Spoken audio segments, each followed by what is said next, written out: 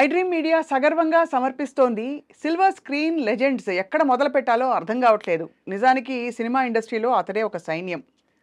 ఎందుకంటున్నాం అంటే అన్ని క్రాఫ్ట్స్‌లో పట్టున్న వాళ్ళు కొద్దిమంది మాత్రమే ఉంటారు. పట్టు ఉండడమే కాకుండా ఆయన అన్ని క్రాఫ్ట్స్‌ని ప్రయోగించి సక్సెస్ చేసిన ఘనులు, జీనియస్ అని చెప్పాలి. సినిమా కథని బట్టి హీరో తప్ప, హీరోని బట్టి కథ కాదు అని నిరూపించిన డైరెక్టర్ వారు. వీటన్నిటితో పాటు క్లీన్ సినిమాకి కేర్ ఆఫ్ అడ్రస్ అండ్ అలాగే సినిమా ఆత్మ, సందేశం, సంకల్పం ఇవి ముఖ్యం అని చెప్పి అందరి ముందు చాటి చెప్పారు. వారే ద వన్ అండ్ ఓన్లీ బహుముఖ ప్రజ్ఞాశాలి SV Krishna Reddy garu. Director, producer, music director, singer and also actor. Let's meet him. Sir నమస్కారం. నమస్తే అండి. నమస్తే అండి. You are evergreen sir. అయ్యో, so sweet of you, so sweet of you. Thank you అండి. నిజంగా అలాగే ఉన్నారు సార్, చెక్కు చెదరకుండా. ఇప్పుడు బాగా బిజీగా ఉన్నారా ప్రాజెక్ట్స్తో? ఎలా ఉంది సినిమా జీవితం ఇప్పుడు? ఇంకొక 2 monthsలో నేను ఒక కొత్త సినిమా ఒకటి స్టార్ట్ చేయడానికి ప్రిపేర్ అయ్యానండి. దానికి డైలాగ్స్ కూడా రాశాను. అంటే మీరు ఇందాక చెప్పిన వాటిలలో డైలాగ్స్ ఒకటి లేదు, కానీ పాటలు నేను ఎప్పుడూ పాడలేదండి. ఒక పాట ఏదో పాడాను అంతే, బట్ అది చాలా అడ్జస్ట్ అయ్యి పాడిన పాట. అది నాకు పాట పాడడం రాదండి, రాదు. కానీ కాకపోతే నేను పాటలు పాడను, కానీ మాటలు మాత్రం రాశానండి ఈ సినిమాకి. మాటలు ఇదివరకు కూడా రాయలేదా సార్? మీరు అంటే వేరే వ్యక్తిని పెట్టి రాయించుకునేవారా, లేకపోతే మీరు? దివాకర్ బాబు గారు రాసేవారండి, గ్రేట్ రైటర్. ఆయన అద్భుతాలు రాసేవాడు. ఆయన ఆయన రాసినంతకాలం ఆయన రాశాడండి. తర్వాత మరుదురి రాజా వాళ్ళు రాశారు. ఇక తర్వాత ఇక ఎవరో రాసే అవకాశం లేకుండా పోయింది. ఆ తర్వాత దీని ముందు సినిమా ఆర్గానిక్ మామ హైబ్రిడ్ అల్లుడికి కూడా నేనే రాశానండి. ఇప్పుడు ఈ సినిమాకి కూడా నేను రాస్తున్నానండి. సో కథ, స్క్రీన్ ప్లే, సంగీతం, దర్శకత్వంతో పాటు మాటలు కూడా ఇందులో మిళితమై ఉన్నాయి. కానీ అసలు మీకు సంగీత పరిజ్ఞానం ఎలా వచ్చింది సార్? ఇంత సో నైస్ ఆఫ్ యూ అండి. ఎలా వచ్చింది? ఒక మంచి ప్రశ్న వేశారు. నాకు నిజంగా నాకు మ్యూజిక్ డైరెక్టర్ అయ్యే ఛాన్సే లేదండి. నాకు నిజంగా తెలియదు, ఏమీని ఏబిసిడీలు తెలియదండి, రాగాల ప్రేరులు తెలియదు, తాళాలు పెద్దగా తెలియదు, ఏమీ తెలియదు. అంతకుముందు నన్ను చూసినటువంటి ఒక వ్యక్తి అండి నా దగ్గరికి వచ్చి, ఎవరో కాదు అది కృష్ణ గారు అలాగని, అంటే చక్రవర్తి గారి దగ్గర దాదాపుగా 200-300 సినిమాలకు పనిచేశారండి ఆయన. ఒకరోజు నా దగ్గరికి వచ్చి, ఏమండి మీరు మ్యూజిక్ డైరెక్షన్ చేయండి సార్, బాగుంటుంది అన్నాడు ఆయన. నేను ఎలా చేస్తాను సార్, నా వల్ల కాదు కదా, నేను ఎలా చేస్తాను, నాకు రాగాలు తెలియదు, తడాలు తెలియదు కదా, ఏమీ తెలియదు, నేను ఎలా చేస్తాను అసలు అన్న. లేదు సార్, మీ దగ్గర ఒక ప్రత్యేకమైన క్వాలిటీ ఉంది, ఆ క్వాలిటీతో మీరు చేయొచ్చు సార్. అది ఏం క్వాలిటీ సార్ అది అని అడిగా. You are a creator, you can create things.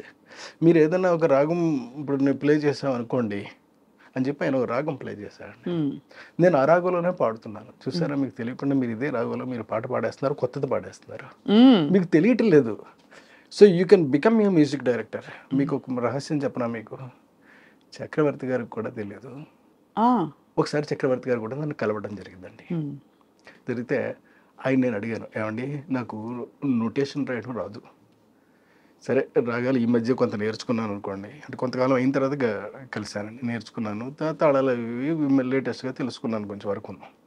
But I don't know even telling you before you I'm nothing. చెప్పండి సార్, నేను ఇప్పుడు నోటేషన్ ఇదంతా రాజుడు నేర్చుకుందాం అనుకుంటాను. ఆయన అన్నారు, మంచి సలహా ఇచ్చారండి, నువ్వు నేర్చుకోకయ్యా, మానే, అలాంటి ఆలోచనే మానే. ఎందుకో తెలుసా, దానికి కారణం ఉంది. You are something, nobody knows that you are a creator, you can create things. ఒక రాగం పాడితే అదే రాగంలో పాడేయగలుగుతున్నావు కదా నువ్వు. ఒకవేళ రాగాన్ని తప్పించి పాడితే ఇదేదో కొత్త రాగులా ఉందని చెప్పగలుగుతున్నావు కదా. ఇంకా అంతకు మించి కావాల్సింది ఏముంది? అంతేనా? నేను అంతే చేస్తాను, నాకు నోటేషన్ రాయడం రాదు అని చెప్పాడు ఆయన, మహానుభావుడు. ఆయనకి నేను నమస్కరించుకుంటాను. ఆ తర్వాత నాకు బాగా కాన్ఫిడెన్స్ వచ్చింది. ఇక ఆ తర్వాత ఎన్ని సినిమాలో, అంటే ఇప్పుడు చెప్పినటువంటి కృష్ణ గారు ఎమ్మెల్యేల వరకు ఉండి ఎమ్మెల్యేలో చనిపోయారండి ఆయన. ఇప్పుడు తర్వాత కూడా వరుసగా హిట్లు ఇవ్వడానికి కారణం ఆయనే. నేను ఇన్ని సినిమాల యొక్క నెంబర్ ఆఫ్ హిట్స్ ఇచ్చుకుంటూ వెళ్ళాను అని అంటే కారణం కేవలం కృష్ణ గారండి.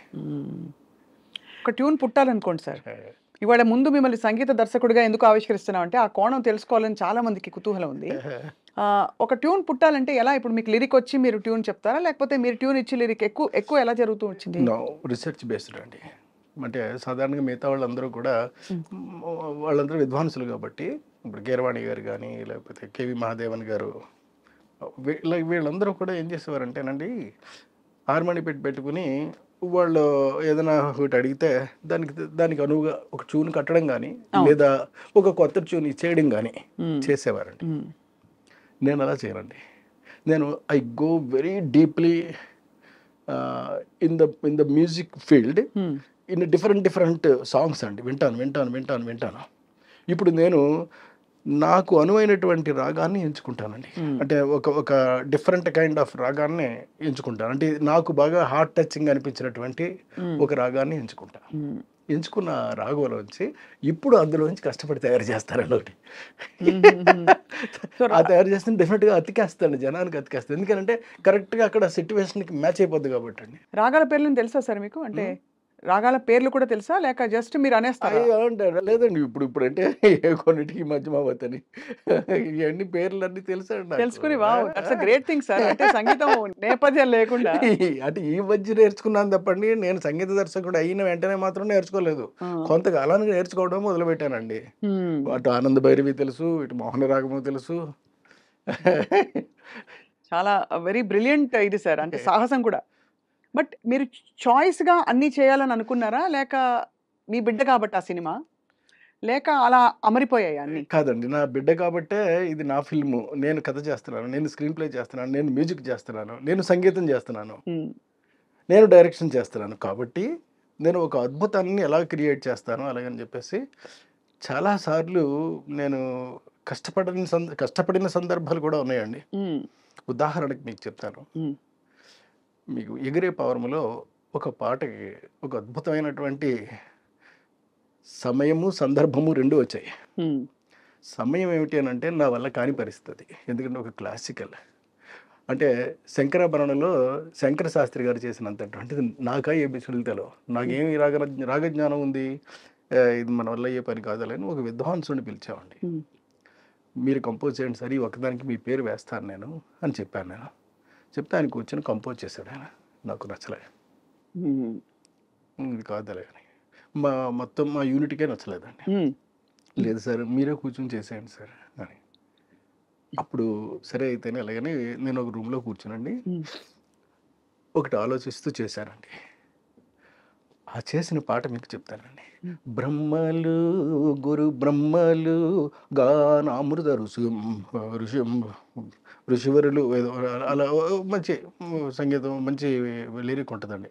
అది వేటూరు గారు రాశారు. అద్భుతంగా రాశారు. అలా పుట్టింది ఆ పాట. అది అంటే అలాగా కొన్ని పాటలు పుడుతుంటాయండి. అంటే చాలా క్లిష్టమైనటువంటి పరిస్థితుల్లో పుడతాయి. ఉదాహరణకి మీకు అబ్బని కమ్మని దెబ్బ అని ఉంది కదా, ఇది ఏ రాగంలో చేశాడా అంటే శివరంజని రాగంలో చేశాడు. అవును, కరెక్ట్, మీకు తెలుసు కదా. శివరంజని రాగాన్ని నేను వంట పట్టించుకునండి. శివరంజని రాగంలో మనం కూడా చేయాలి అలాగని చేశాను. నేను శివరంజని రాగంలోనే చేశాను పాట. ఆ పాట టాప్ హీరోలదండి. అందులో ఒక్కసారి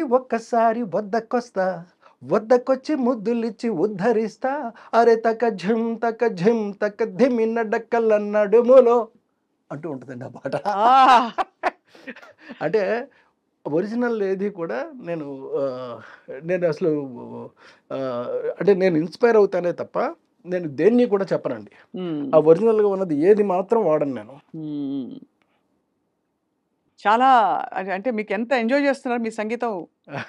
సంగీతమే ఎంజాయ్ చేస్తున్నారు. రేపు రాబోయే సినిమాకి అప్పుడే ఆల్రెడీ అన్ని ట్యూన్స్ చేసేసానండి. మీరే చేశారు. సో ఏమేమి చేయబోతున్నారు సార్? రాబోయే సినిమా గురించి చెప్పండి. Before we go back into your, నాకు ఎన్ని సినిమాల గురించి ఎన్ని విషయాలు అడగాలి. రాబోయే సినిమాలో నేను టోటల్ గా మ్యూజిక్ అంతా చేసేసానండి. కంప్లీట్ గా everything, every bit complete ready అండి.